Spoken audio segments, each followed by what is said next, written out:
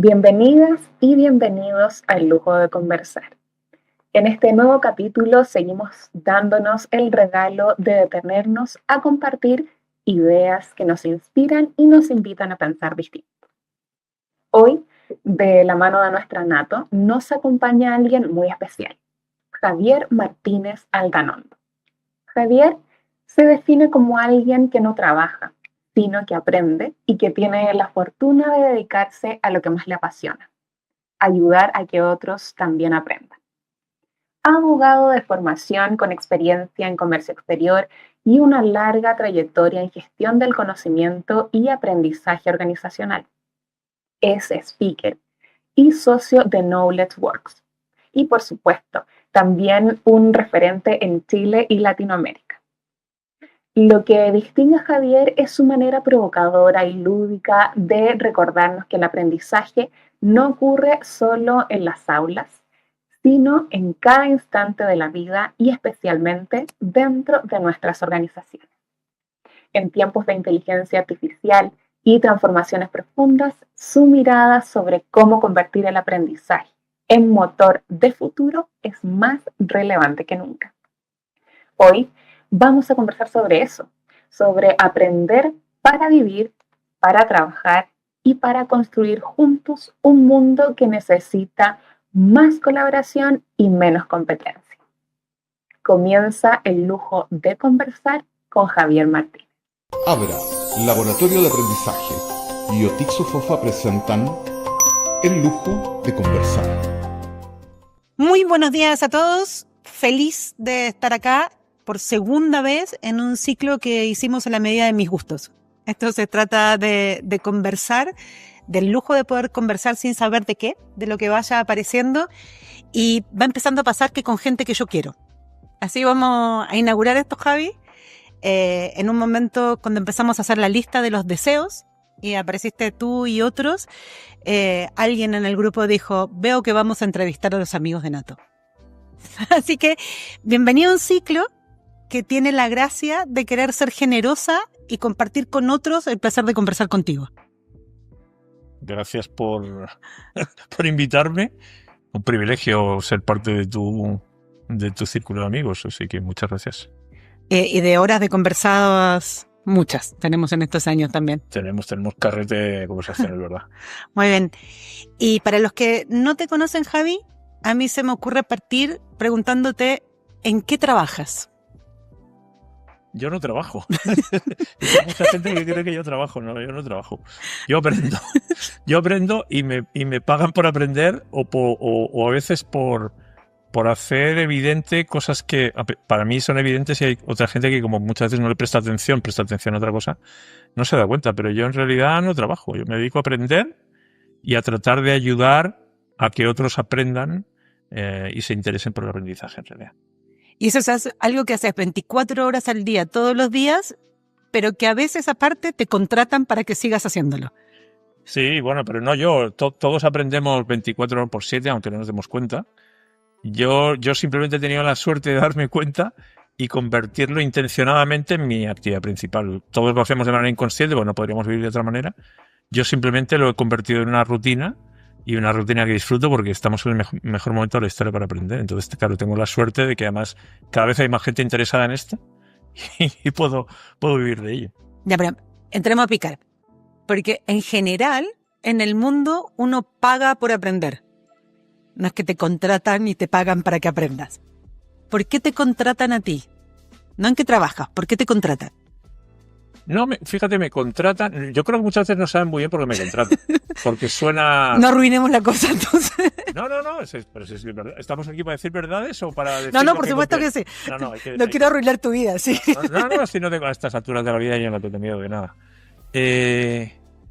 No, lo que pasa es que yo creo que hay cada vez más conciencia de que una cosa es lo que hemos creído que era aprender o estudiar o educarse, y otra cosa es el proceso de aprendizaje, que uno a medida que va pasando la vida se va dando cuenta que su vida es un proceso de aprendizaje no diseñado y que uno lo puede empezar a encauzar, ¿no?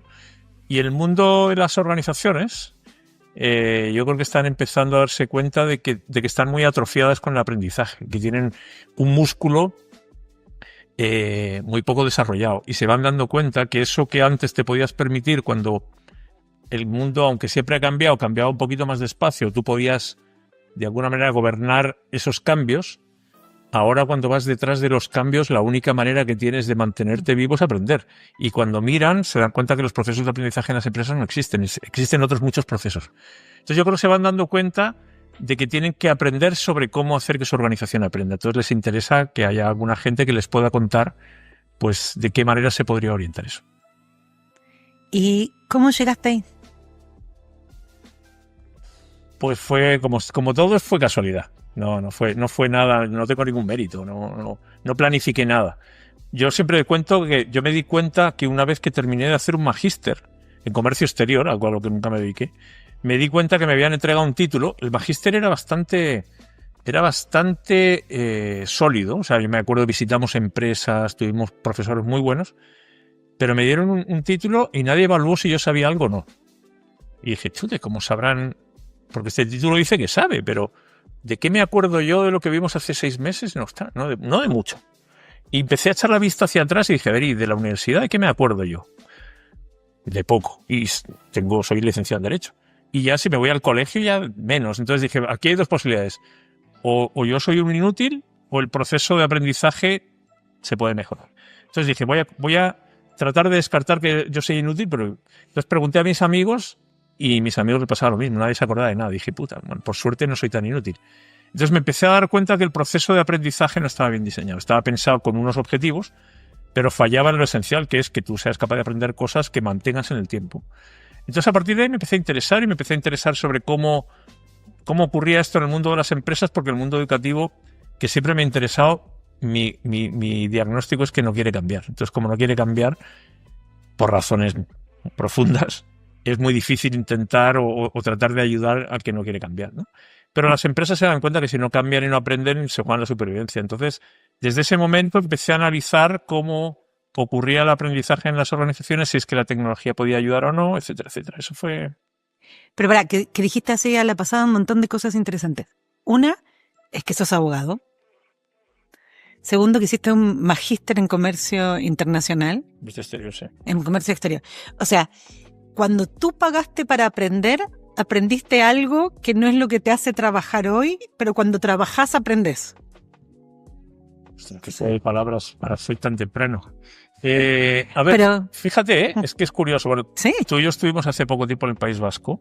Yo no pagué por el magíster. Eso es lo curioso. Ah, bueno. Porque en este caso, pero no pagué porque en este caso hay países... Pagaste con tu tiempo, ¿no? O sea, pagué con mi tiempo, o sea, sin duda. Pero en este caso, fíjate que hay una política de invertir en las personas con la expectativa de que luego esa inversión retribuya también al territorio, con lo cual, en ese caso, yo no pagué. Sí pagué por hacer la carrera, pero claro, la mayor parte de las veces yo no encuentro que haya una relación entre el coste económico y el output y el resultado. Y de hecho, la mayor parte de las cosas que aprendemos en la vida con interés y con ganas no son cosas que aprendamos porque hay dinero involucrado, sino porque hay un interés genuino de algo que nos llama la atención. La curiosidad nos impulsa a querer saber más. Es que eso por eso hice el juego de palabras, pero mucho más allá del dinero, ¿no? El proceso diseñado para el aprendizaje y que aparte está valorado en la sociedad, que es la educación formal, no te llevó a aprender aquello que hoy sí te lleva a ti a sustentarte en la vida. Sí. Y decidiste poner el corazón de tu quehacer en el aprender adentro de la empresa tú y al mismo tiempo hacer que otros puedan aprender en las empresas. De hecho, claro, a partir de ese momento empecé a revisar los diseños. Y efectivamente hay todo un ritual que todos conocemos muy bien, porque la ventaja de hablar de educación es que todo el mundo puede opinar, porque todos hemos pasado por lo menos 12 años y sabemos lo que es un aula, sabemos lo que es un profesor, una asignatura, un examen. O sea, hay un léxico que todos compartimos. Entonces uno lo puede cuestionar, ¿no? Pero fíjate que yo lo que hice fue armar primero una empresa. O sea, yo tuve que aprender lo que era ser una empresa, no porque veas las empresas de tus clientes, sino porque tú tienes una empresa también y por tanto tienes que gestionar tu empresa para poder prestar un servicio. Entonces todo es puro aprendizaje. Al final, todo en la vida, a no ser que te quedes en tu habitación, en la cama, mirando al techo y no te muevas, todo es aprendizaje potencial. Todo depende del énfasis que tú le des o de lo consciente que seas. Tú y yo siempre cuentas la historia, mejor que yo. Nos conocimos en un evento en el que yo hice una pregunta inocente que era, bueno, pero ¿qué has aprendido el año pasado? ¿O qué ha aprendido tu organización? Y la pregunta es muy simple y la respuesta debiera serlo también, pero como generalmente no hacemos el ejercicio de reflexión sobre lo que hemos aprendido, pues pasa desapercibido. No quiere decir que no aprendas. Quiere decir que como no te lo has preguntado, es difícil que lo puedas reutilizar, porque no es un ejercicio consciente, intencionado muchas veces, pero no ocurre. O sea, quieras o no, aprendes. Ya, lo primero de lo que dijiste es que creo que nunca había sido tan obvio para mí en todos estos años porque llevamos tantos años hablando. que claro, nos mueve exactamente lo mismo, ¿no? Desde desarrollos distintos, pero la idea del aprendizaje dentro de la organización y el vínculo entre el desarrollo de la persona y el desarrollo de la organización es justamente el espacio, el territorio en el que ambos estamos interesados, más allá de que trabajemos en eso, ¿no? Pero aparte nos interesa genuinamente que ocurra ahí. Y la historia que repetís, que yo cuento siempre, es el momento en el que desde esa perspectiva tuya a mí me iluminas algo de la mía, ¿no? También me gusta decir, pero eso es para molestar a mi marido, que uno de los mejores legados de nuestro matrimonio será haberte presentado. Pero eso sirve en los asados. Pero ese día estabas dando una charla en el espacio antecesor a este. Eran los jueves, pero de charlas presencial que Lotica hacía, desayunos con la gente. Eso ha ido mutando a que hoy nos juntemos los jueves de manera virtual. Y porque me cancelaron una reunión, en realidad tuve el lujo de poder estar en la charla, entonces subí y me quedé al fondo escuchándote. Y tú dices, ¿qué aprendió tu organización? Preguntas a todo el mundo, a toda la sala, ¿qué aprendió tu organización el año pasado? Y ni bien hace la pregunta, a mí me empiezan a aparecer millones de cosas, ¿no? De todo lo que habíamos aprendido. Inmediatamente después de contestarme la pregunta, me doy cuenta que eso lo había aprendido yo. Y no la organización. Y que por lo tanto, si yo me iba de la organización, no estaba segura que quedara en la organización. Sobre todo porque, claro, mi lista de cosas eran listas que tenían mucho que ver con la toma de decisión del gerente. Por lo tanto, era evidente para mí que si yo me iba y venía otro gerente y podía ir para otro camino y todo ese aprendizaje perderse. Y entonces esperé que terminara la charla y te invité a un café y seguimos hablando todos estos años de lo mismo, ¿no? De cuál es la diferencia entre mi aprendizaje y el aprendizaje organizacional, ¿no? Y dónde está el match entre que aprendamos juntos. Eso nos ha tenido. Sigues en eso.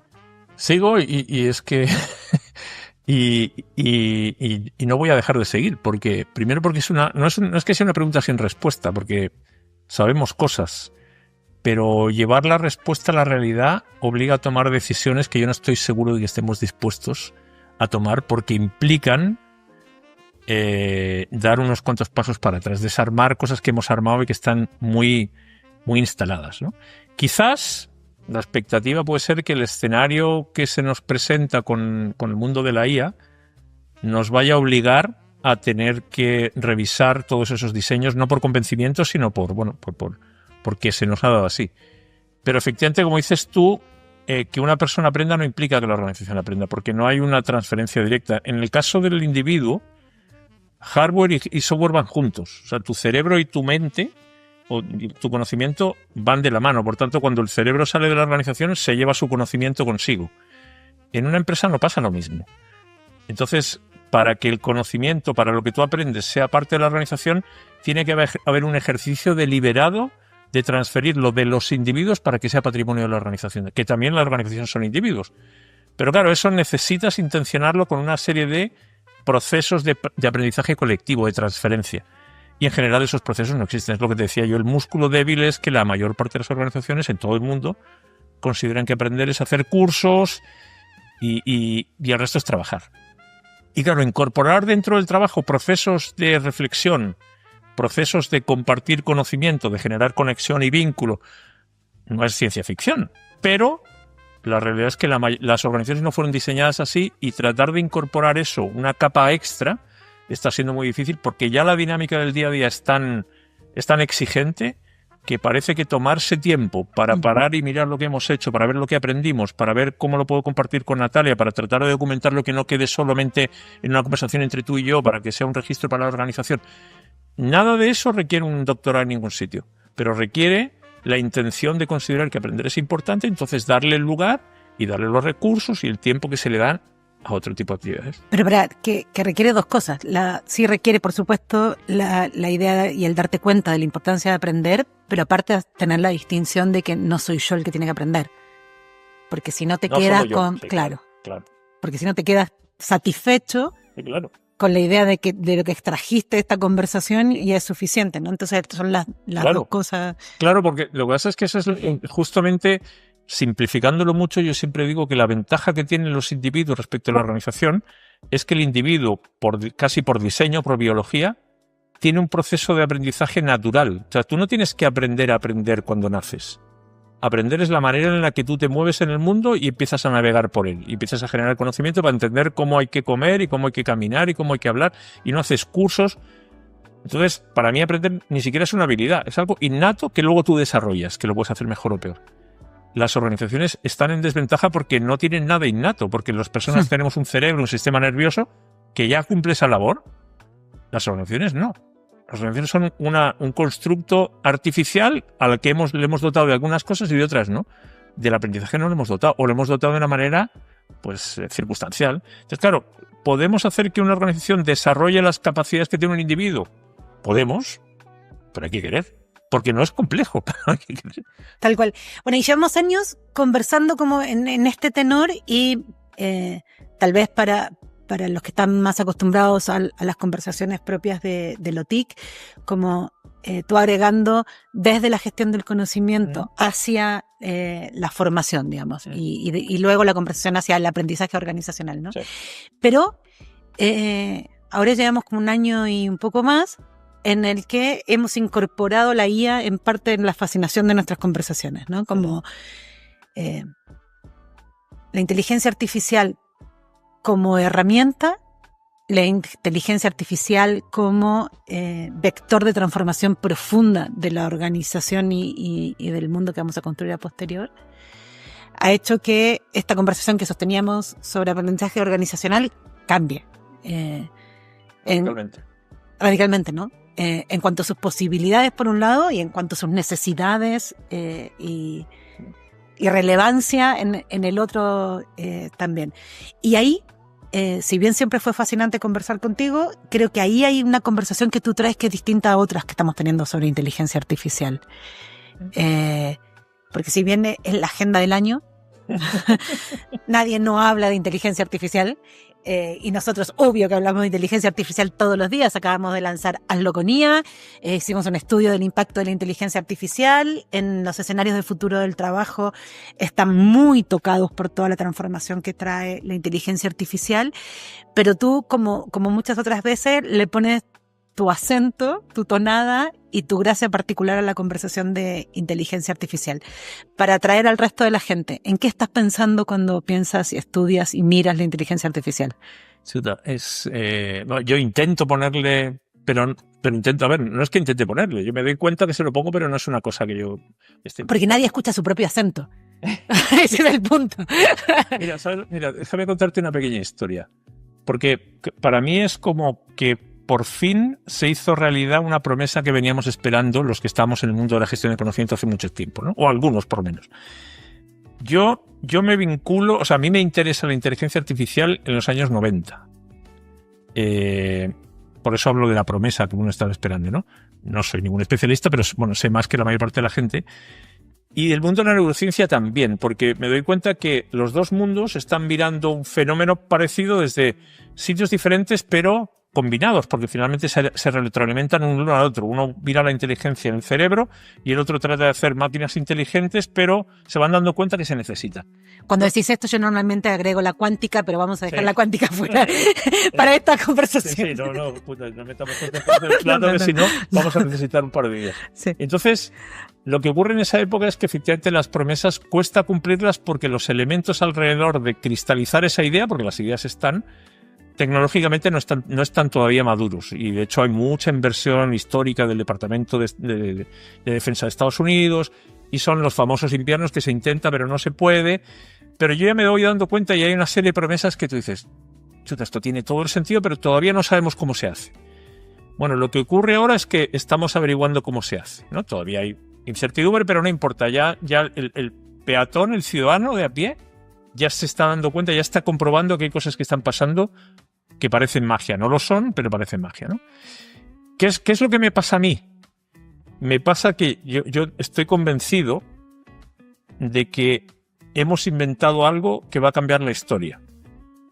Y me doy cuenta que la mayor parte de la gente, y lo digo con toda la humildad que pueda, no entiende lo que pasa por detrás. Estamos demasiado distraídos y emocionados porque hay un nuevo modelo y un lenguaje, una aplicación, una herramienta. Está muy bien porque esa es la manera de tangibilizarlo, pero me parece que la mayor parte de la gente no entiende lo que hay detrás. Y mucha gente ni siquiera le importa mucho, porque yo lo que quiero es que la herramienta me haga las cosas que me tiene que hacer y que me quite trabajo, ¿no? Si hay algo ahí de que si el agua se va calentando de a poquito nos saltamos, ¿no? Entonces hemos ido incorporando todas estas transformaciones. Nos pareció magia el Waze, nos pareció magia Spotify, pero hemos ido incorporándolo con naturalidad y ya casi que esperamos que todo mejore. Claro.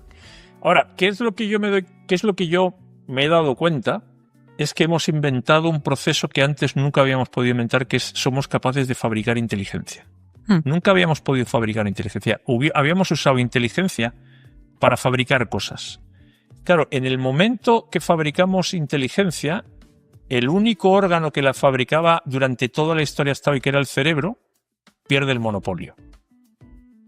Y eso va a significar un cambio gigantesco. Yo utilizo dos metáforas últimamente. Una metáfora es la de la pirámide de Maslow.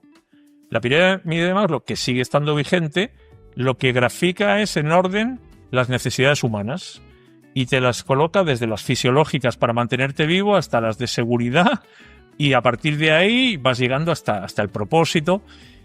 Claro, para que tú llegues a las superiores, que son las más humanas incluso, tienes que cubrir primero las inferiores. Sí, ¿no? Y las inferiores son las que nos toman la mayor parte de nuestro tiempo, porque ahí está el trabajo. ¿Qué es lo que ocurre? Que si tú eres capaz de fabricar inteligencia, esa inteligencia es capaz de hacer las cosas que hasta ahora solamente podíamos hacer las personas. Tener el monopolio de la inteligencia era buena noticia, porque no lo teníamos que compartir con nadie. Era mala noticia porque no podíamos delegar nada. Cualquier cosa que tú quieras que se haga, la tienes que hacer tú.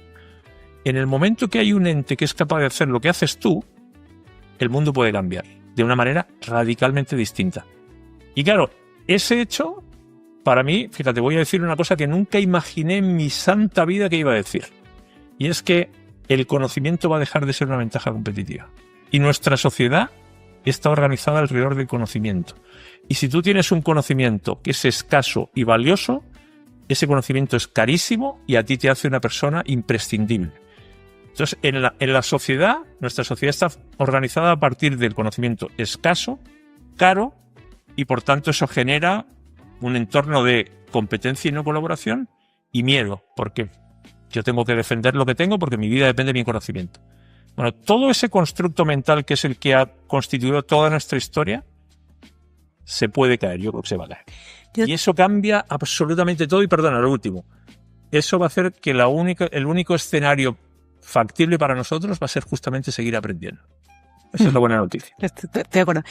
Nosotros venimos diciendo lo mismo, con una sutileza que ahora me va a dejar rebotando la cabeza mucho rato. Nosotros venimos diciendo que la inteligencia se está descapitalizando, ¿no? Perdiendo valor en el mercado y producto de la inteligencia artificial. Pero cuando digo eso, como sé que genera mucho dolor de guata escuchar eso, siempre recuerdo algo de la historia de la humanidad, que es que en algún momento, cuando empezaron a constituirse los primeros grupos humanos, las habilidades humanas que tenían valor y que hacían que alguien fuera el líder eran la fuerza y la astucia, ¿no?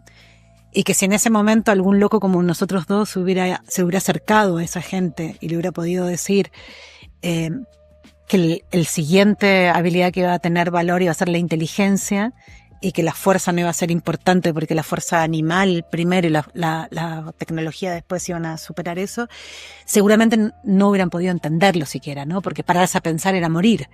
Y si le hubieran dicho que la tierra iba a dar comida sola en vez de salir a buscarla, no se lo hubieran podido imaginar, y la agricultura trajo muchísimos beneficios para la calidad de vida del humano, ¿no? Y somos lo que somos porque comimos como aprendimos a comer, ¿no? Entonces a mí me da esperanza el cambio, porque creo que cada vez fue para mejor y para conquistar algo mejor. Lo que también es cierto es que en cada uno de estos cambios de era alguien pierde, ¿no? Y que seguramente los señores feudales de esta seamos aquellos que vendemos en el mercado la inteligencia hoy, salvo que aprendamos a hacer algo distinto, ¿no? Y ahí solo llegué a empatar tu última frase, pero nosotros estamos como también tratando de instalar las conversaciones sobre eso, y no es nada fácil asimilarlo. Sí, claro, es que esto es como... Hay una foto histórica que muestra Nueva York en el año 1900, todo lleno de caballos con carruajes, ¿no? Y un solo coche, y una foto de 1913 que muestra Nueva York todo lleno de coches y un caballo, ¿no? Claro, hay elementos que si tú tratas de imaginártelos con el modelo que tienes, que es lo que hacemos siempre y no podemos hacerlo, te vas a limitar a proyectar lo que ya conoces. Y eso es lo lógico y esa es la inercia, porque tratar de imaginarte un mundo radicalmente distinto te obliga primero a poner en stand-by el modelo mental que hoy te ha traído hasta aquí y en el que crees. Y ese es un ejercicio complejo. Y aún así, el escenario que te puedas inventar, que puedas imaginar, no tienes ninguna garantía de que va a funcionar. Totalmente. Ahora, lo que sí que ocurre, yo creo que efectivamente aquí seguramente los que más tienen que perder, fíjate, yo creo que la opción de colaborar se va a dar porque hasta ahora competir era lo que creíamos que era lo que nos mantenía vivos. Como hay recursos escasos y no hay para todos, y por tanto si yo tengo, tú no tienes, me voy a preocupar de tener y voy a tratar de resguardar eso porque eso es lo que me mantiene vivo. Entonces la competencia, ese acto egoísta, aparece casi como una reacción natural, que no es la más inteligente, pero es la primera. En el momento que tú tienes inteligencia disponible, barata, abundante, la posibilidad de producir cosas, el coste que van a tener las cosas que van a estar, nos debería entregar un mundo donde ya no necesito competir porque todo lo que se provee está disponible. ¿Por qué? Déjame decir una cosa, mira, las cosas son inteligencia. Nosotros somos inteligencia, no somos otra cosa. Tú me comparas a mí con un perro y genéticamente o con un chimpancé da igual, no tengo mucha diferencia. Lo que tengo es todo lo que he ido aprendiendo a lo largo de la vida. Y cuando hablo de inteligencia, ojo, hablo con muchos apellidos, no la inteligencia racional intelectual. Hay toda una lista larga de apellidos. Las cosas son inteligencia. O sea, esto no es un cuaderno. No, esto es la inteligencia que hay detrás para diseñarlo, para agarrar un árbol, convertirlo en papel, lo que decías tú, las cosas que no nos hubiéramos imaginado. Y yo en la mano tengo un cuaderno que cuesta X y dentro de unos años no va a costar prácticamente nada porque el proceso de fabricar el cuaderno, que hoy es caro porque hay personas involucradas, que es el principal coste, ya no lo va a haber.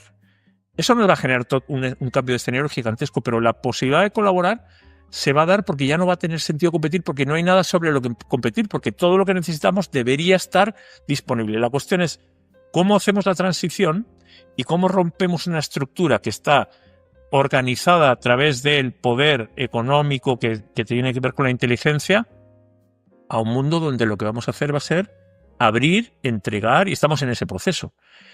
Ahora, claro, para imaginarte eso, lo primero que tienes que hacer es ponerte en cuestión lo que creo y qué es lo que sostiene el mundo hasta donde hemos llegado. Y eso es un ejercicio complicado porque te obliga a pensar al contrario de lo que creías que había que hacer, porque el mundo que viene va a ser basado en principios totalmente distintos y hay que diseñar.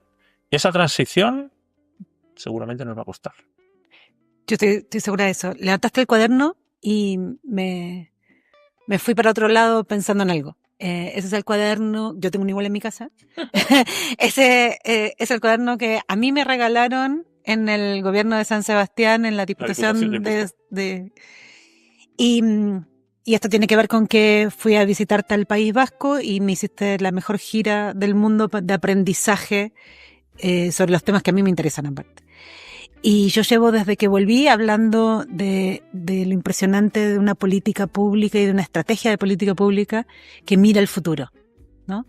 Como sabrás vos, pero también me imagino que todos lo que puedan estar escuchando, el tema del futuro es el tema que ocupa gran parte de mi cabeza en estos días.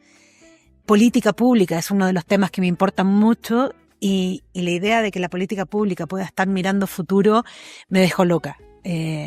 Y hablando de la transformación, vimos una estrategia de gobierno local que toma decisiones de inversión para llevar un computador cuántico, poner un anillo de startup de ecosistema, o sea, para armar ecosistema de desarrollo algorítmico cuántico, y del otro lado poner un montón de startup de biotecnología apuntando a lo que va a pasar en esos tres campos.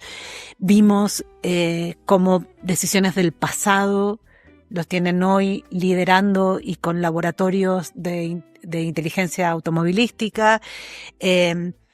Un país o una región donde priman las pymes, y sin embargo tiene el PIB más alto de España, pero aparte también de los más altos de Europa. Y eso contradice todo lo que no se dice, pero está presente en las discusiones de política pública acá, ¿no? Como el salto de Chile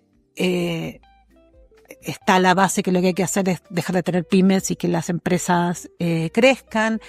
La idea de una política pública que construye futuro, ¿no? Que toma una decisión de futuro, elige el futuro que quiere y apuesta para que ocurra, es algo que uno no ve. Las discusiones de política pública más bien están orientadas a la discusión desde el pasado para la mejora, si quieres, pero no tomando decisiones sobre el futuro, y me dejó de verdad sorprendida y con muchísimas ganas de poder hacer cosas útiles, ¿no? Acá con eso. Y al mismo tiempo me di cuenta de dónde venías. Así descubrí... Ahí te explicaste algo. Sí, me expliqué muchas cosas sobre vos que no sabía de vos y que en ese contexto tenían mucho sentido, ¿no? Y tú estás volviendo al País Vasco. ¿Qué te encontraste de vos mismo y de esto que estoy contando yo ahora en el País Vasco? ¿Y en qué estás hoy allá? Mira, yo me he pasado casi 25 años viviendo en Chile. Nunca perdí el contacto. De hecho, me he vuelto a ir los últimos años, he vuelto bastante a menudo y he estado trabajando con organizaciones allí. Me he encontrado cosas distintas y cosas iguales. Y fíjate, el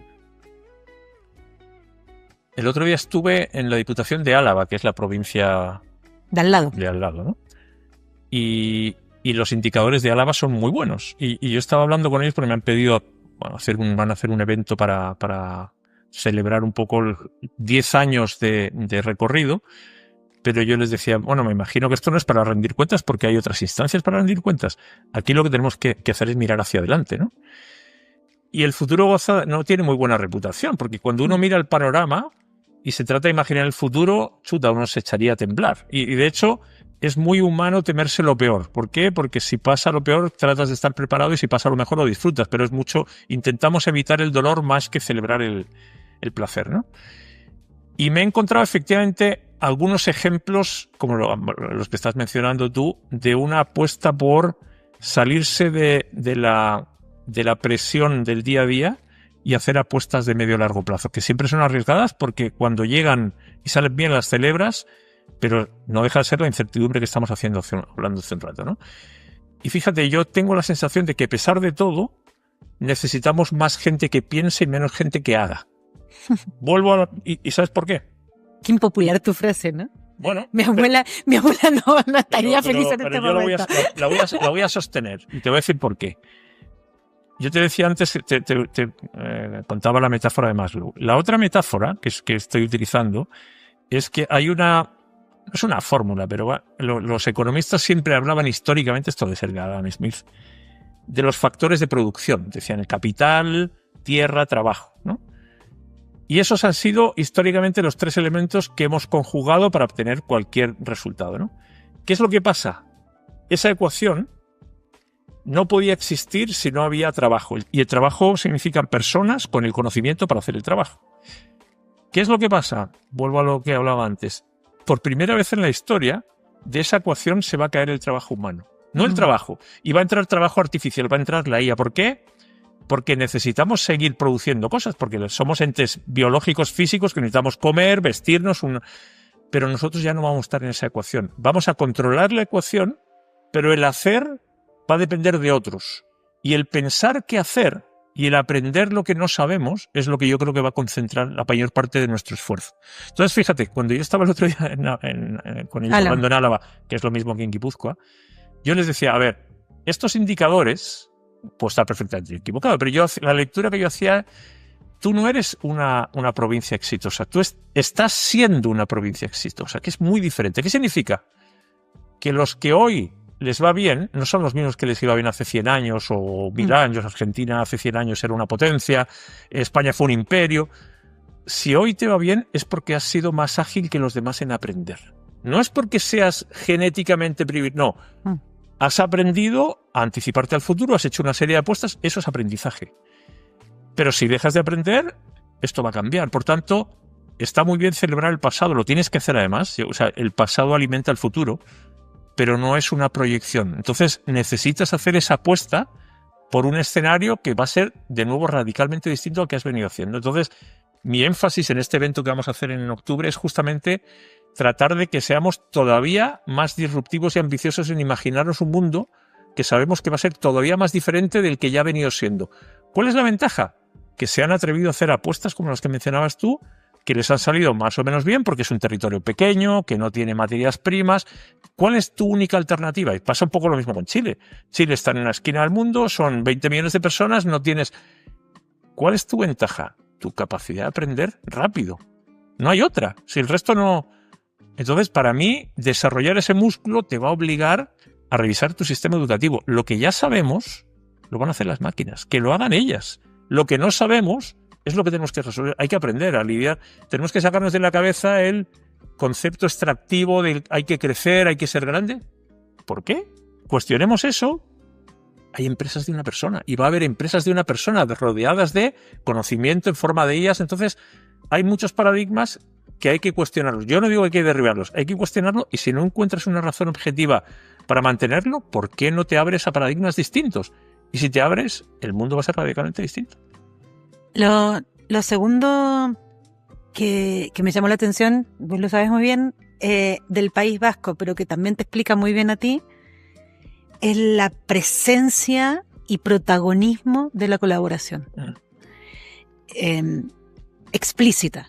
No solo como algo cultural que uno puede vivenciar, sino aparte declarada, cuidada, puesta en la estrategia y como tal vez lo que más me sorprendió a mí es como el bien que sostiene pasar de la estrategia a la operación, ¿no? Y hasta que no la vi puesta así en una región, en una política pública, en el quehacer propio de la empresa también, no había entendido por qué tantas veces hablábamos de colaboración y de lo que costaba, ¿no? Como esa presencia ya me permitió entender la ausencia que tenemos acá de colaboración. Yo estoy medio obsesionada aparte con la idea de que no sabemos qué es la colaboración en general. No quiero decir en Chile porque suena que en Argentina sí, no estoy diciendo eso, ¿no? Lo que quiero decir es que en la vida cotidiana acá no entendemos qué es colaboración. Usamos la palabra colaboración para decir cosas que no es colaboración. A la hora de colaborar no entendemos los mecanismos de gestión de la colaboración y usamos los mecanismos de gestión de la competencia. Entonces no cuadra. Yo siempre digo que a mí me impacta la cantidad de gente que me dice que tengo que colaborar y que ellos saben en qué y cuánto me cuesta lo que vamos a colaborar. Y yo digo, me parece que ya no es colaboración, ¿no? Si lo tenés tarifado y descrito. ¿Qué es la colaboración? Mira, sobre lo que estabas comentando, cuando yo vine a Chile en el año 2002, y esto siempre lo cuento, una de las cosas que justamente más me sorprendió fue la dificultad para colaborar. Es que ahora yo lo entiendo. Antes, cuando vos me decías esto, yo no lo terminaba de entender. Para mí Ahora fue- lo entiendo, pero totalmente. Si Para a mí mí- me pasó al revés cuando fui para allá. Para mí fue salvaje. Mira, yo he tenido la suerte de vivir en varios sitios, pero no lo había notado de una manera tan radical como aquí. Y yo te diría que 23 años después la cosa no cambió demasiado, ¿no? Y yo lo noté, o sea, fíjate, yo me di cuenta que había muy buenos individuos, o sea, porque la calidad del individuo era buena, pero la capacidad del individuo de sumarse con el otro y por tanto multiplicar era el freno y yo intenté explicármelo, hablé con un montón de sociólogos, miré, esto tendrá que ver con temas históricos, políticos, y al final llegué a mi conclusión, y es que había, y eso vosotros lo habéis trabajado mucho después, o después, no sé si después, un problema de confianza descomunal. Claro, cuando tú no confías en alguien, cuando no te fías, la colaboración sale corriendo y te pones defensivo. Te pones defensivo significa que me vas a tener que demostrar muchas veces que eres digno. Y claro, yo por lo que sea, estaba acostumbrado justo a lo contrario. Y en muchos sitios he vivido justamente, y esa confianza tiene que ver con que yo considero que tú eres tan digno de respeto como yo, y esto tiene que ver con el ego, con el miedo, con el egoísmo, bueno, y con la autoestima. Está muy bien que tú tengas un alto concepto de ti mismo, pero nunca puedes estar por encima no eres ni más ni menos que cualquier otro. Entonces, ese considerar que la otra persona tiene tanta legitimidad como tú para opinar, querer, saber, te abre unos espacios donde yo siempre estoy dispuesto a aprender del otro, a ceder del otro, a buscar el bien común. Y claro, sin esos cimientos, construir hacia arriba es muy complicado. Entonces, cada uno va a tirar por tratar de salvarse como pueda y que le vaya lo mejor posible a él. Pero esa mirada de medio largo plazo de contexto desaparece. Y efectivamente yo eso veo que es el principal freno. Y además yo esto lo he conversado con un montón de gente y mucha gente que viene de fuera también de otros lugares. Efectivamente tenemos un desafío gigantesco acá, porque colaborar al final es hacer cosas juntos para obtener un bien, un resultado que sea bueno para todos, para la convivencia, para el bienestar, no solamente para la producción, para todo, y no solamente inmediato, y no solamente para nosotros, para los vecinos, para nosotros, para la naturaleza. Entonces, es una mirada donde la productividad o el resultado o la rentabilidad no es necesariamente la primera variable. Es una, pero claro, abrir esos espacios de conversación, generalmente no es fácil, porque significa entender que somos todos iguales, que todos... Y eso es algo... Mira, yo tenía expectativas cuando se produjo la conversación sobre la nueva Constitución. A mí me daba lo mismo, o sea, porque al final la Constitución es un papel, pero yo pensaba, aquí hay una oportunidad única en el mundo del año 2022, frenar un momentito y pensar qué tipo de país queremos y qué tipo de sociedad, y discutirlo y conversarlo, y ya solamente ese espacio de parar y confiar y entender y escuchar iba a ser productivo, no importaba lo que hubiera salido. Y no. Chuta. Lo barreamos, ¿no? No. Hay como una triada, ¿no? Como confianza, colaboración y futuro. Sí. Hay una línea que necesita las tres patas esas para... No hay futuro sin colaboración, es imposible. O sea, tienes un Y no hay montón de colaboración sin individuos. confianza. Imposible tampoco. Si tú desconfías de alguien, no vas a estar dispuesto nunca a ceder, a entender, a entregar, a compartir, a ser generoso. Nunca lo vas a hacer. Sí. Esta conversación está presente desde el día 1 entre nosotros dos, ¿no? Y cambia de matices, aprendemos más, entonces entendemos mejor cómo gestionar la confianza. Y sin embargo, no ha cambiado nada, ¿no? Sin embargo, todavía estamos intentando que esto pudiera ocurrir desde distintas puntas, metiéndole futuro, metiéndole confianza, pero yo tengo la sensación de que en la colaboración, y lo digo en voz alta a propósito mucho porque quiero poder avanzar en esto, hay algo que podemos hacer distinto si aprendemos a gestionarla, como que técnicamente, así como del futuro, tener los escenarios posibles del futuro del trabajo nos permite orientarnos. De confianza, entender los elementos y entender cómo medirlo y gestionarlo nos permite poner algo, ¿no? En colaboración yo me siento todavía más desnuda, como no sé cómo se gestiona la colaboración. Creo que está lleno de buenismo todavía, ¿no? Nosotros cuando partimos con confianza decíamos, todos quieren la confianza. Está puesta en todas las conversaciones. Todos los vínculos esperas que tengan confianza, pero a la hora de entrar a picar no sabemos ni qué es ni cómo se construye. A mí me pasa ahora en colaboración eso. ¿Por dónde se empieza a construir? Después de la confianza, ¿no? Pero ¿cómo es que no funciona colaborar, Javi? Yo ojalá tuviera una fórmula para eso. Fíjate, yo lo que veo, yo nunca había pensado en la confianza hasta que llegué. ¿Y sabes qué significa eso? Que cuando has logrado que algo sea transparente e invisible, significa que estás en un buen escenario. Ahora, sí. Eso no es casualidad. Y yo coincido contigo, hay cosas que hay para convertirlas, para hacerlas visibles, tienes que hablar de ellas. Y las tienes que traer a la conversación. Por tanto, la colaboración es una palabra que existe en el diccionario que todos sabemos, pero si la quieres intencionar, la tienes que traer y la tienes que desarmar. Entonces yo estoy de acuerdo contigo con que aunque no sepamos, o que sepamos poco, o no todo lo que nos gustaría, ya el paso de nombrarla y decir, oye, aquí tenemos una dificultad con algo, y ahora tratemos de hacer doble y triple clic para ver cuáles son los elementos que están detrás, lo que pasó con el tema de la confianza, y ahora veamos cómo podemos rearmarla de nuevo. Va a ser un ejercicio, ahora es un ejercicio que empieza, o sea, esto es transversal, esto es a nivel del ciudadano, a nivel de las organizaciones, desde el momento en que, desde la educación, hoy en día la educación es una competencia. Sí. Mira, yo llegué a Chile y vi que en los diarios había rankings de colegios y que el presidente de la República o la presidenta recibía a los mejores puntajes nacionales de la PSU o lo que fuera en La Moneda. Entonces el mensaje que yo recibo, que igual no es el general, es que efectivamente todo el esfuerzo de una persona es a tratar de sacar la mejor nota posible porque la carrera que quiere estudiar solamente... Entonces tú te das cuenta que ya tenemos un diseño que lo que busca no es, oye Natalia, dedica tu tiempo a ayudar a Javier que le vaya mejor, a que aprenda... No, Javier, que tenga suerte. Yo lo que quiero es estudiar medicina en la Chile y por tanto... Entonces ya desde el principio hemos diseñado un proceso donde están los incentivos, no están en dedicar tu tiempo, tu esfuerzo, tu energía, en tratar de poner a disposición de los demás, compartir.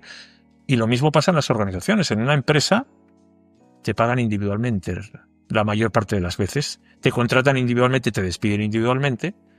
Y en general en una empresa las personas muchas veces no se atreven a preguntar. O sea, que tú preguntes significa que hay algo que no sabes. Que todo el mundo sepa que no sabes es algo que está, entre comillas, no muy bien visto porque a ti te pagan por deberías saber. Claro, para mí la colaboración es juntar dos actitudes. Una es la curiosidad, yo quiero saber. Y la otra es la generosidad.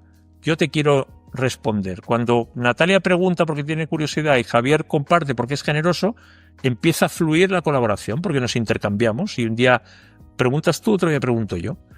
Claro, si mi curiosidad me puede costar caro porque el hecho de que levantar la mano o de probar, intentarlo, entonces claro, tenemos demasiados obstáculos que interfieren. Y termino todo este rollo porque tiene una buena noticia y mira, me imagino que es parte de lo que conversaste tú la semana pasada con el biólogo italiano. Los seres humanos somos colaboradores por naturaleza. O sea, pues si tú dijeras, mira, es que ya venimos mal de origen. No. Hay experimentos con niños que muestran que somos empáticos, que cuando alguien necesita ayuda le ayudamos y hemos creado luego un sistema por encima, a partir de la escasez, del miedo, donde digo, sálvese quien pueda. ¿Y eso se puede salvar? Se puede salvar, si no es rocket science. Pero claro, nos tenemos que dar cuenta que significa incorporar conductas y reconocer conductas, incentivar conductas y comportamientos que hasta ahora no han sido lo que hemos premiado. Sabes que nosotros estamos en unas semanas bien tomadas por el lanzamiento de Hazlo con IA, ¿no? Y es una iniciativa público-privada en algo que yo creo que se ha convertido aparte en nuestra forma de construir impacto, ¿no? hemos aprendido mucho a construir mesas de iniciativas público-privadas, porque lo que buscamos es tan grande, lo que se necesita es tan grande que es la única manera de construir algo así. Y tiene un montón de gracias y de chistes la iniciativa. Tiene un muy buen diagnóstico, tiene un muy buen diseño instruccional, tiene una muy buena comprensión de lo que necesita una pyme para que elija qué instrumentos y para que pueda aprender eso. Tiene un montón de elementos que uno pensaría que cuando voy a una entrevista en la radio o en la tele me van a preguntar por eso. Sin embargo, la primera pregunta que me han hecho con la cámara prendida o todavía no prendida es ¿cómo se consigue una iniciativa con tantos actores? ¿No? Y no debiera ser la noticia. Debería ser la noticia del impacto de algo con IA. Y sin embargo está haciendo mucho en las conversaciones cómo se consiguen. Lo que me ha obligado a pensarlo más de lo que ya lo pienso normalmente, porque ahora tengo que tener una respuesta, ¿no? Y tengo como 2 commodities de respuesta. Una, la bonita y obvia, que es decir que el impacto que buscamos es tan grande que necesitamos todos trabajar en pos de lo mismo, que la creo, por supuesto que creo en eso, pero no sostiene la iniciativa público-privada solo eso, sino habría muchísimos otros temas, no habría hambre hace rato si pudiéramos hacer eso. Creo que tiene mucho de la otra, de haber aprendido a poner una mesa en la que cada actor pueda encontrar lo que necesite, lo que busca, ¿no? Pueda decir, haya espacio para lo que a mí me importa, y sumar y desde ahí trabajar. Y después el compromiso de cuidar todo eso que dijimos que íbamos a hacer para que todos salgan igual de satisfechos y no uno más que otro, ¿no? Y yo digo eso y me da como vergüenza decir que eso puede ser una fórmula, porque me parece muy obvio. Me parece lo que se hace en la mesa de tu casa cuando sirves la comida, ¿no? Me parece que no hay ninguna ciencia en lo que estoy diciendo. Y sin embargo, cuantos más años trabajo en esto, más me parece que así de básico es lo que tenemos que reconstruir, como vos decís, ¿no? Así de humano, así de intrínseco, así de simple, así de mucho viene con nosotros, pero no lo ponemos en este tipo de espacios, ¿no?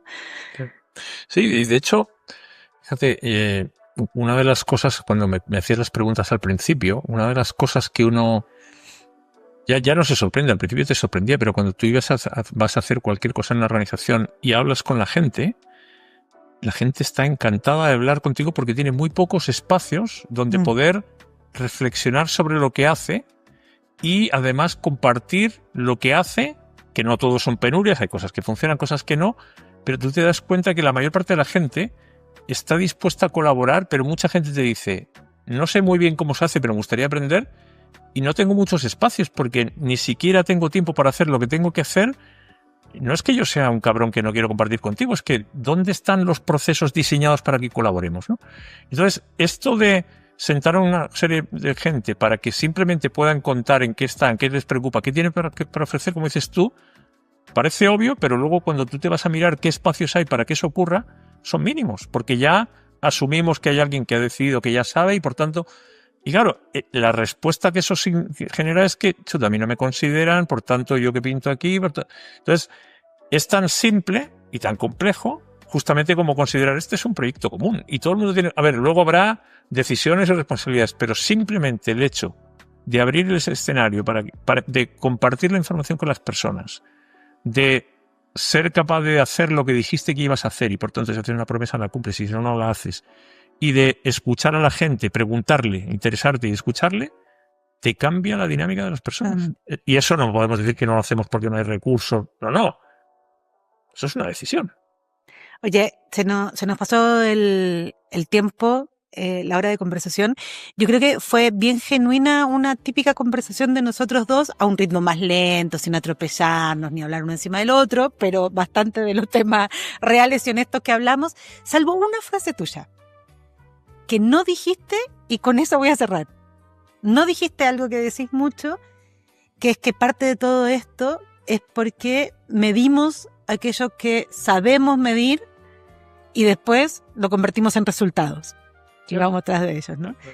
Y parte de este espacio tiene que ver con eso, con aquello que sabemos que agrega valor sin poder medirlo, llevamos años conversando, no sé si alguno de los dos puede hacer una lista de qué indicador mejoró de su vida con eso, pero estoy seguro que los dos estamos convencidos de que vale la pena y nos hace bien y por eso lo hacemos. Y este espacio busca eso, ¿no? Como poner en el mundo aquello que genuinamente tenemos la convicción de que se necesita, aunque no entendamos qué mejora explícitamente o qué indicador estamos apuntando. O sea, es pasar del si no lo veo no lo creo, si no lo creo no lo veo. Es verdad. Y claro, es que justamente este escenario que estamos hablando del futuro, que siempre ha sido así, si estás esperando a que se tangibilice, nunca va a ocurrir. Tienes que partir de la idea, de la imaginación, y luego ya veremos qué camino seguimos. Ahora, ese es un camino mucho más complicado, lo que has dicho tú. Lo que yo ya conozco a ciencia cierta es lo que me entrega seguridad y es lo que me da tranquilidad. Por tanto, voy a apostar por el camino que siempre conozco, voy a medir lo que es más fácil de medir, o lo que siempre he medido, lo que tengo más a mano. Porque el otro escenario es, chuta, ¿y cómo lo haré? ¿Y merecerá la pena el esfuerzo? Y luego, y en demasiados casos, hay mucha gente que no puede hacer la apuesta, que tiene que apostar a seguro. Y yo apuesto siempre por la incógnita. Sí, eso también lo tenemos en común. Oye, no sé si a la pregunta primera de por qué te contratan logramos dejarle claro a la gente por qué te contratan, pero esto viene incluido, sin lugar a duda, pero digamos que parte de las cosas que yo creo que por los cuales debieran contratarte es porque estamos todos seguros de que no solo tenemos que aprender, y tenemos que aprender del conocimiento que ya tiene la gente en la empresa, sino porque tenemos que aprender de lo que nadie sabe todavía. Okay. Y ese aprendizaje de lo que nadie sabe todavía requiere método y también requiere hacerlo juntos. Y no hablamos de eso, pero de eso sabes mucho. Así que si andan en búsqueda de eso, recomiendo que busquen a Javi también. Aparte contesta a cualquier hora, ¿no? Bueno, en eso somos iguales también, así que no me lo eches a mí solo. Muchísimas gracias, Javi, por la confianza de venir a hablar sin saber de qué. Y a todos espero que haya sido un lujo para todos y no solo para mí. No, gracias a ti. El lujo ha sido para mí, así que mil gracias. Un placer. Gracias.